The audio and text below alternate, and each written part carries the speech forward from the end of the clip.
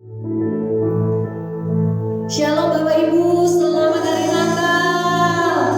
Mungkin tahun ini adalah Natal paling sederhana yang kita semua pernah lalui. Tapi waktu Tuhan Yesus lahir ke dunia ini juga dengan penuh kesederhanaan, tanpa keramaian, tanpa pesta pora. Saya percaya bahwa kemegahan dan sukacita Natal yang sesungguhnya adalah ketika Yesus hadir di dalam hati setiap kita. Mari Bapak Ibu, dimanapun Anda menonton tayangan ini bersama dengan keluargamu, engkau bisa peluk kiri kanan keluargamu dan katakan selamat hari Natal.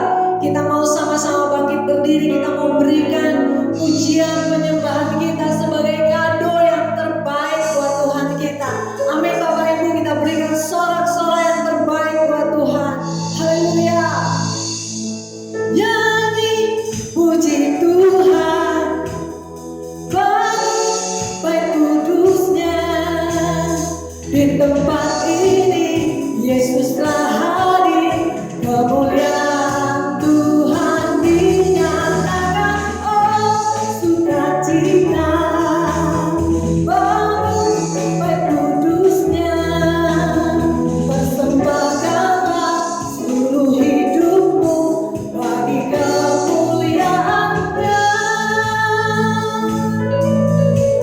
Anugerahnya bagiku, kasih-Nya dicurahkan. Sambutlah Dia, Juru Selamat. Bersoraklah, nyanyi puji Tuhan, baik kudusnya. Di tempat ini Yesus telah hadir, kemuliaan Tuhan dinyatakan. Oh sukacita, baik kudusnya. Persembahkanlah seluruh hidupmu bagi kemuliaan-Nya. Anugerahnya bagimu, kasih-Nya dicurahkan. Sambutlah Dia, Juru Selamat. Bersoraklah, bersoraklah,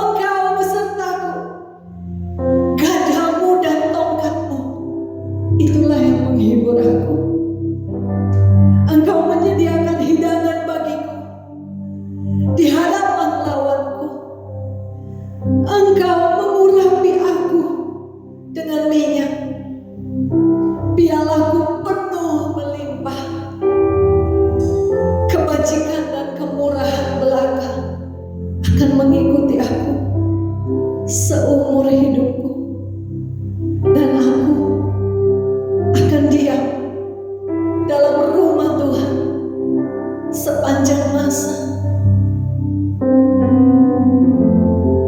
Haleluya Tuhan.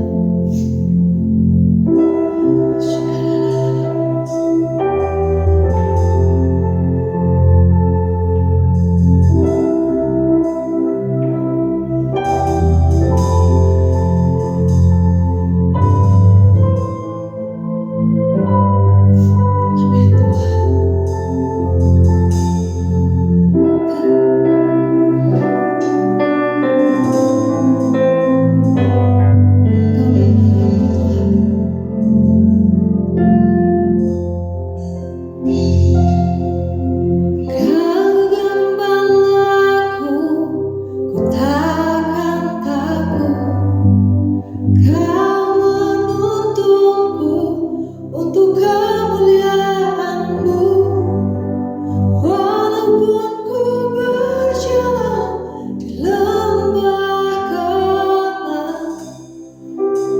Ku takkan takut,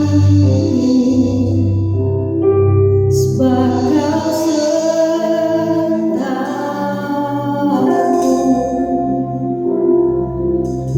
Kau gembalaku, ku takkan takut.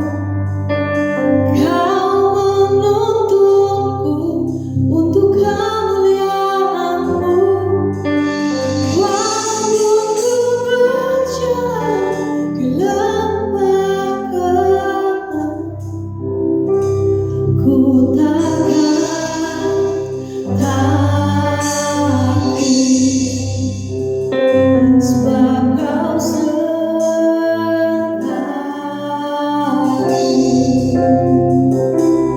Dalam-Mu damaiku dapat, dalam-Mu sukacitaku, dalam-Mu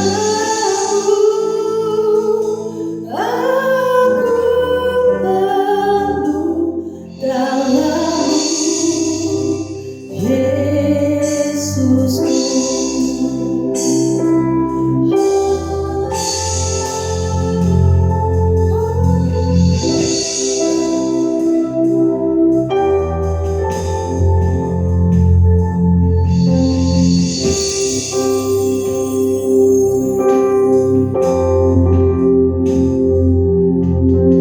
Kau gembalaku, ku takkan takut.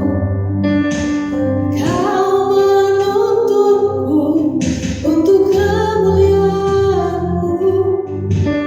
Walaupun ku berjalan di lembah gelap, ku takkan takut.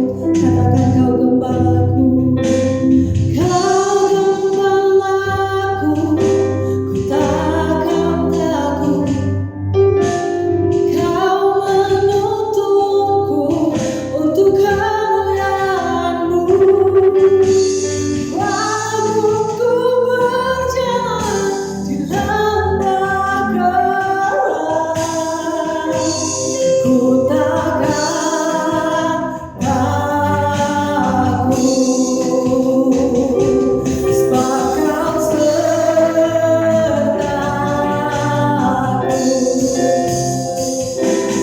Dalam-Mu damaiku dapat, dalam-Mu sukacitaku.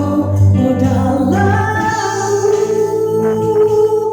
aku penuh, dalam-Mu Yesusku. Dalam-Mu damaiku dapat, dalam-Mu sukacitaku.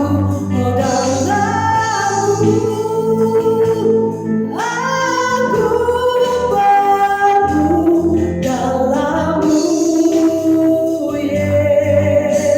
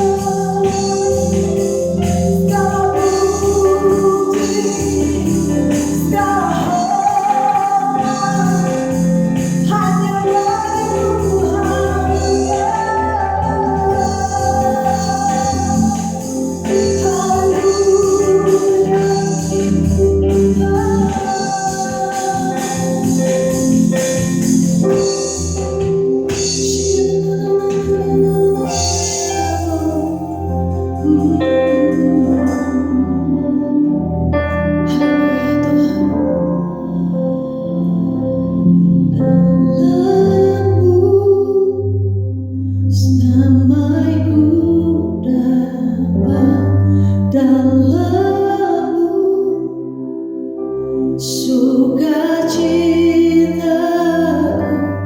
dalam-Mu.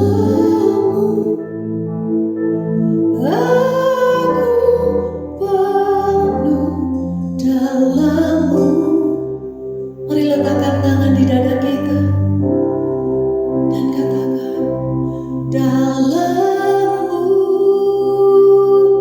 damai-Ku dapat, dalam-Mu sukacitaku, dalam-Mu aku penuh, dalam-Mu Yesusku, dalam-Mu, dalam-Mu damai-Ku dapat, dalam-Mu sukacitaku, dalam-Mu aku penuh, dalam-Mu Yesusku, dalam-Mu damai-Ku dapat, dalam-Mu Yesusku, dalam-Mu damai-Ku dapat, dalam-Mu sukacitaku,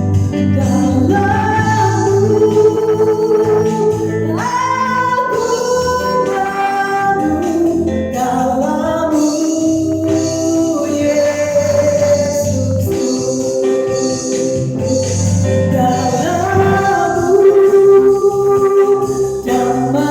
Yesusku, dalam-Mu Yesusku.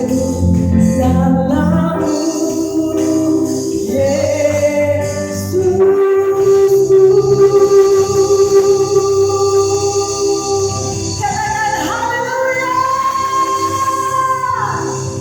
Amin, amin.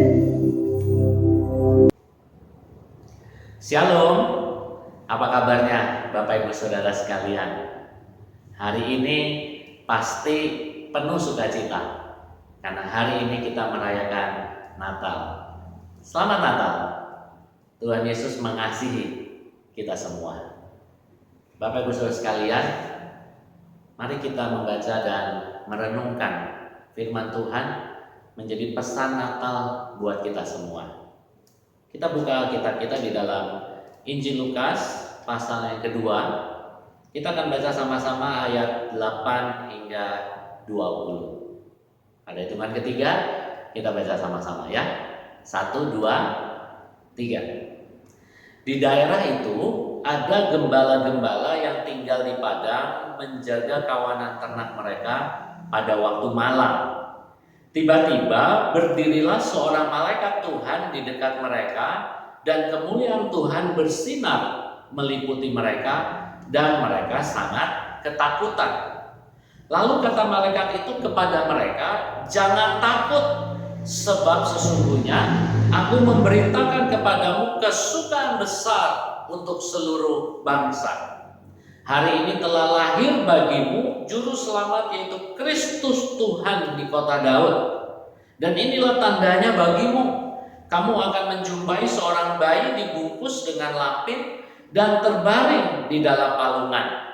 Dan tiba-tiba tampaklah bersama-sama dengan malaikat itu sejumlah besar bala tentara sorga yang memuji Allah, katanya, "Kemuliaan bagi Allah di tempat yang maha tinggi, dan damai sejahtera di bumi di antara manusia yang berkenan kepadanya." Setelah malaikat-malaikat itu meninggalkan mereka dan kembali ke surga, gembala-gembala itu berkata seorang kepada yang lain, "Marilah kita pergi ke Betlehem untuk melihat apa yang terjadi di sana, seperti yang diberitahukan Tuhan kepada kita. Lalu mereka cepat-cepat berangkat dan menjumpai Maria dan Yusuf dan bayi itu yang sedang berbaring di dalam palungan. Dan ketika mereka melihatnya, mereka memberitahukan apa yang telah dikatakan kepada mereka tentang anak itu. Dan semua orang yang mendengarnya heran tentang apa yang dikatakan gembala-gembala itu kepada mereka. Tetapi Maria menyimpan segala perkara itu di dalam hatinya dan merenungkannya. Maka kembalilah gembala-gembala itu sambil memuji dan memuliakan Allah, karena segala sesuatu yang mereka dengar dan mereka lihat semuanya sesuai dengan apa yang telah dikatakan kepada mereka. Bapak Ibu sekalian, ketika Yesus lahir, ada dua kelompok orang yang menerima pemberitahuannya. Yang pertama adalah orang-orang Majus, dan yang kedua adalah gembala-gembala. Rasanya kita cukup sering ya mendengar pembahasan tentang orang-orang Majus. Oleh sebab itu, hari ini dan hari Minggu yang akan datang, kita mau merenungkan tentang gembala-gembala yang mendapat pesan tentang kelahiran Yesus. Nah, Bapak Ibu sudah dikasih oleh Tuhan Yesus. Pertama-tama, kenapa berita tentang kelahiran Yesus diberitakan kepada para gembala saat itu? Apa sih istimewanya atau spesialnya mereka? Nah, di zaman itu sesungguhnya seorang gembala adalah pekerja rendahan. Seorang gembala di zaman itu sesungguhnya adalah seorang pekerja yang tidak terlalu diperhitungkan. Bahkan jika ada di dalam sebuah keluarga yang memiliki domba, maka seringkali dan biasanya yang ditunjuk untuk menjadi gembala adalah anak yang paling kecil atau anak bungsu.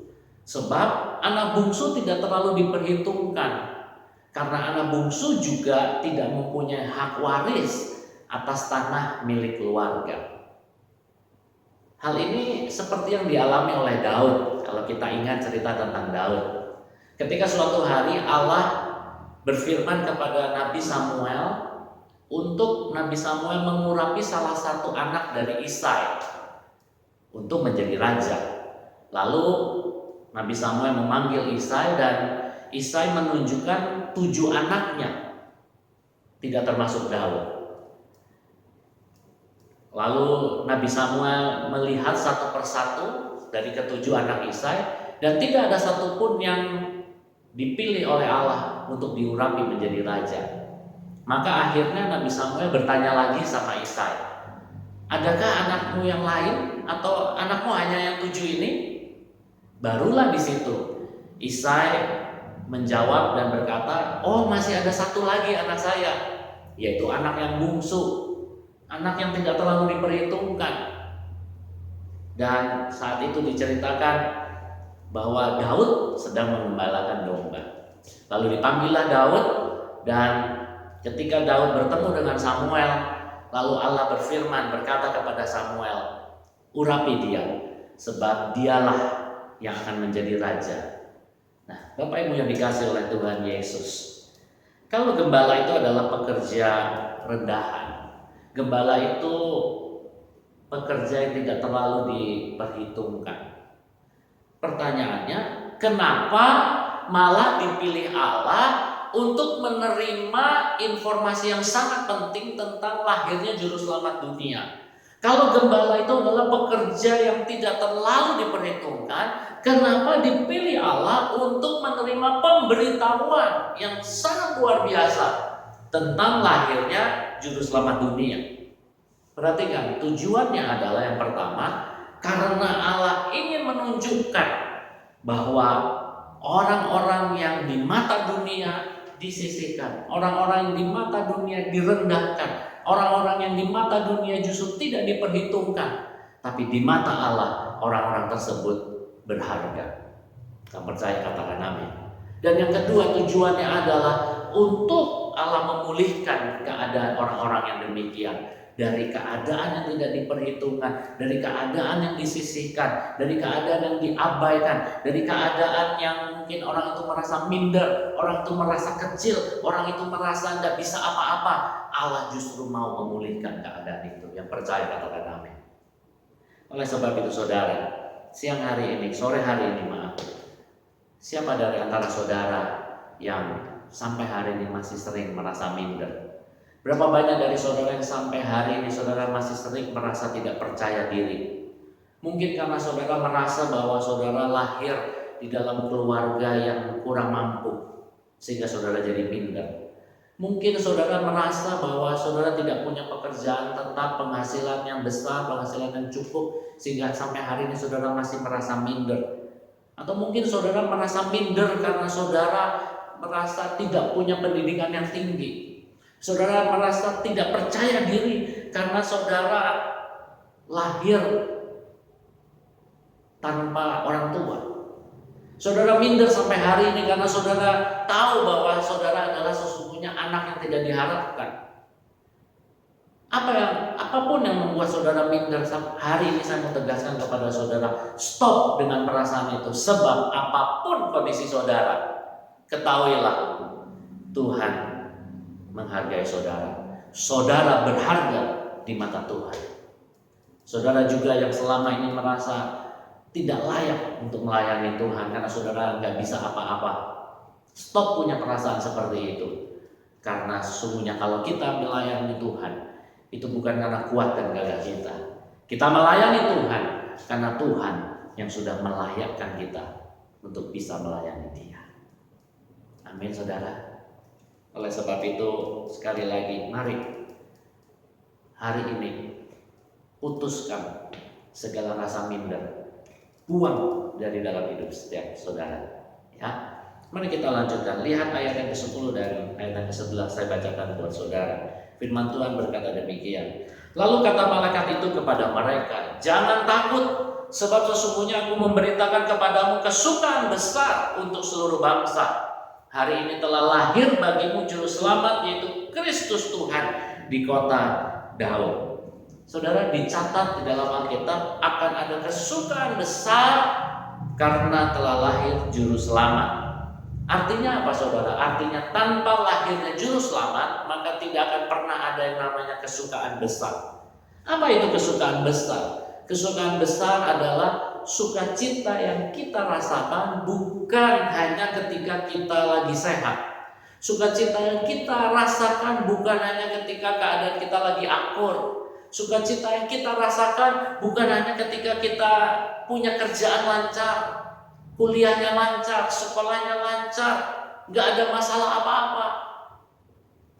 Kesukaan besar bukanlah sukacita yang hanya keadaan kita lagi baik-baik saja. Tapi kesukaan besar adalah sukacita yang bisa tetap kita rasakan sekalipun kita sedang sakit. Sukacita yang bisa tetap kita rasakan sekalipun kita sedang mengalami kebangkrutan. Sukacita yang tetap bisa kita rasakan sekalipun kita dihina, sekalipun kita dikhianati, sekalipun kita dikecewakan. Kita tetap punya sukacita di dalam hati kita. Itulah yang namanya kesukaan besar.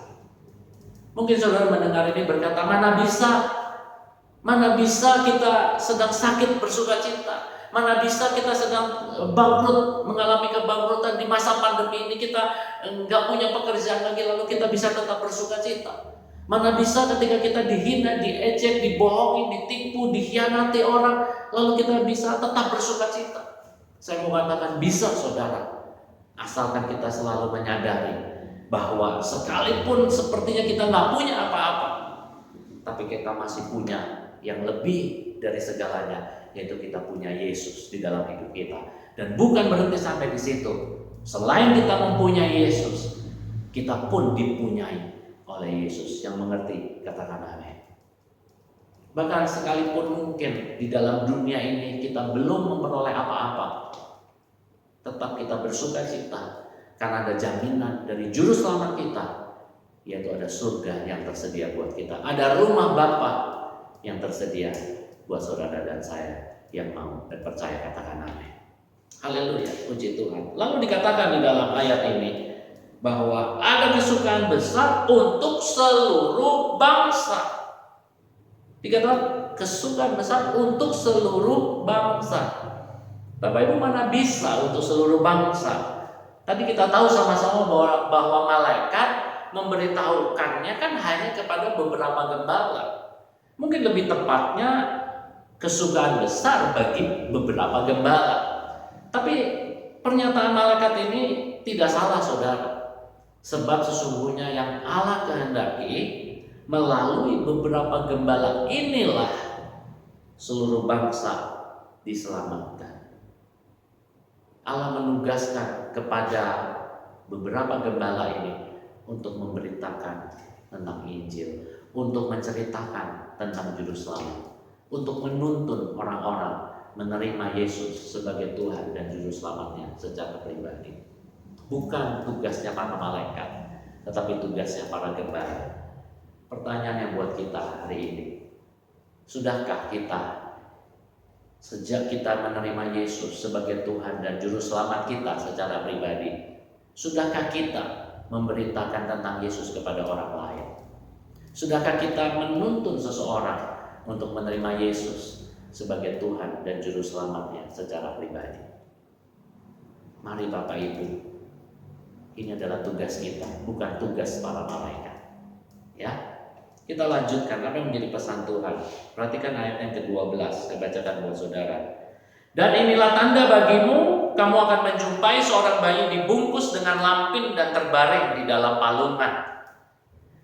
Dijelaskan oleh malaikat tanda-tanda jasmani dari bayi Yesus kepada para gembala supaya tidak salah. Tapi pertanyaannya, buat apa? Di sini menegaskan kepada kita semua bahwa Yesus adalah 100% Allah yang menjadi manusia. Dan oleh sebab itu selama kita hidup, perhatikanlah juga yang namanya tanda-tanda jasmani. Jangan cuma yang rohani. Sehingga ada banyak orang seringkali berkata, oh hatinya baik kok, tapi hanya kata-katanya aja yang jahat. Jangan dengerin kata-katanya yang jahat itu. Sebetulnya hatinya baik. Nggak mungkin seperti itu, saudara. Kalau hatinya baik, maka kata-kata yang diucapkan itu pasti baik. Sikap dan perbuatannya pasti baik. Oleh sebab itu firman Tuhan juga berkata, hendaklah perbuatan baik kita itu diketahui, dilihat oleh semua orang, sehingga mereka memuliakan Bapa di surga. Artinya apa Bapak Ibu?